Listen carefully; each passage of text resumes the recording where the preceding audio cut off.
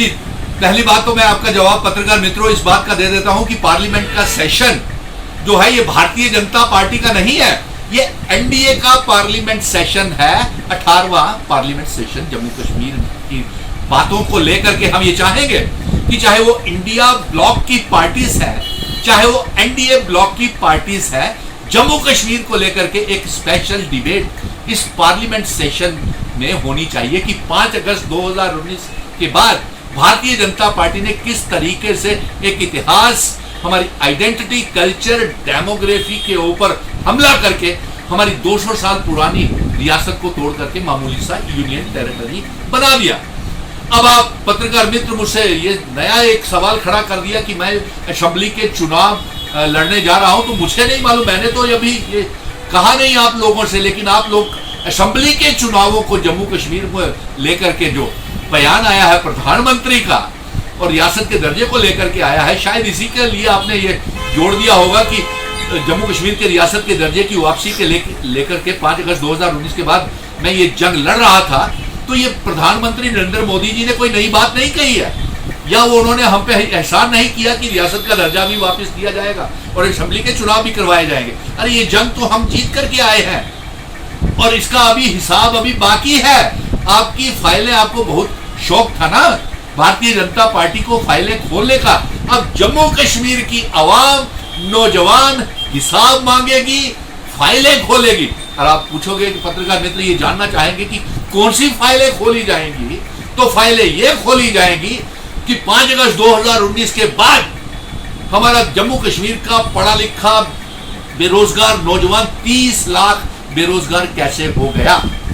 आपको यह हिसाब देना पड़ेगा कि 5 अगस्त 2019 को हमारी रियासत को क्यों तोड़ा। आपको यह हिसाब देना पड़ेगा है हमें यूनियन टेरिटरी क्यों बनाया, और यह हिसाब यह भी देना पड़ेगा कि आपने हमारे पावर प्रोजेक्ट, हमारा दरबार मूव क्यों रोका, हमारी बेरोजगारी क्यों बढ़ाई, हमारे व्यापारियों को बर्बाद क्यों किया, हमारे ऊपर smart meter, recharging water meter, कितनी कमीशन लेकर के आपने लगाए, ये हिसाब अभी, और इसकी फाइलें खुलेंगी। और फाइलें ये भी खुलेंगी कि वो जो 300 करोड़ रुपए की जम्मू कश्मीर में फाइलें आई थी, उसके बदले में आपने जम्मू कश्मीर की सरकार ने, लेफ्टिनेंट गवर्नर मनोज सिन्हा साहब ने क्या मुनाफा उनको पहुंचाया है और खुद क्या फायदा लिया। और फाइलें ये भी खुलेंगी कि रेत, बजरी, पहाड़, शराब के ठेके, स्मार्ट सिटी के पावर कॉन्ट्रैक्ट्स बाहर के लोगों को कैसे दिए गए, हिसाब ये भी देना पड़ेगा। अभी बहुत सी बातें हैं। अब आप मेरे को असेंबली में भेजने के लिए उत्सुक है, तैयार है, मैंने तो माना नहीं है कि मैं लड़ रहा हूं या नहीं लड़ रहा हूं चुनाव।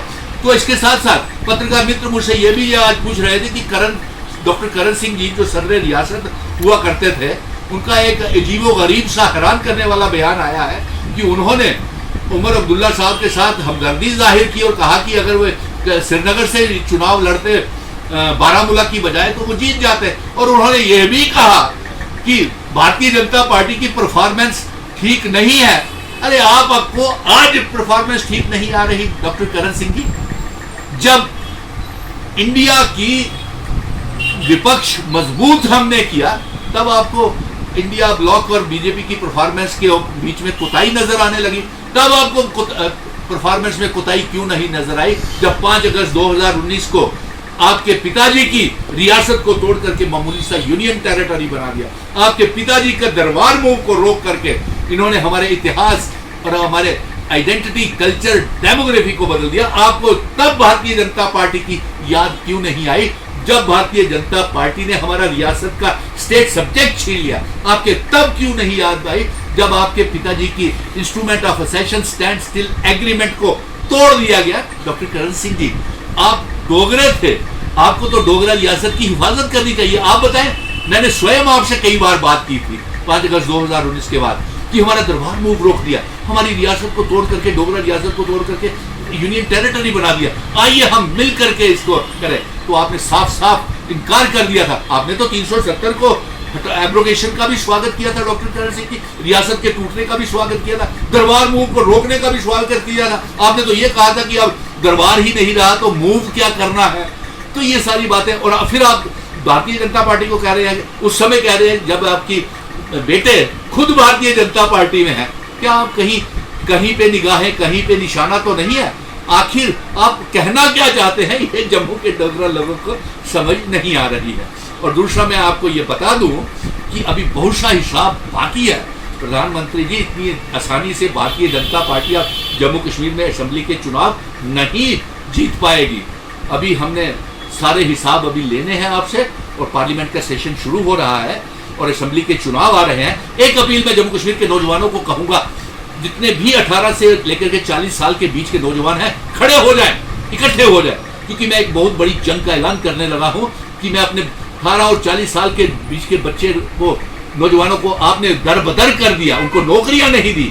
कोई पीएचई, बीडीडी, पीडब्ल्यूडी के डेली वेजर, रहबरे खेल, जंगलात, शेर, एसपीओ, विलेज डिफेंस कमेटीज के member, home guards, contingent paid worker, anganwadi workers, किसी को पक्का नहीं किया, सिर्फ बातें करते रहे। और एक बात और, मैं एक पैगाम अपने नौजवानों को भेजने जा रहा हूँ। भले ही मैं असेंबली के चुनाव लड़ूं या ना लड़ूं, लेकिन इनकी फाइलें जरूर, हिसाब किताब जरूर लेगा। और सबसे बड़ा हिसाब किताब तो ये लूंगा कि 5 अगस्त 2019 के बाद आपने हमारे नौजवानों को दरबदर किया, और 5 अगस्त 2019 से लेकर के असेंबली जब तक 2024 में जम्मू कश्मीर की बनेगी, हम वो जो बच्चे ओवर एज हो गए हैं उनके लिए कोई ना कोई रिलैक्सेशन पैकेज का रास्ता ढूंढेंगे।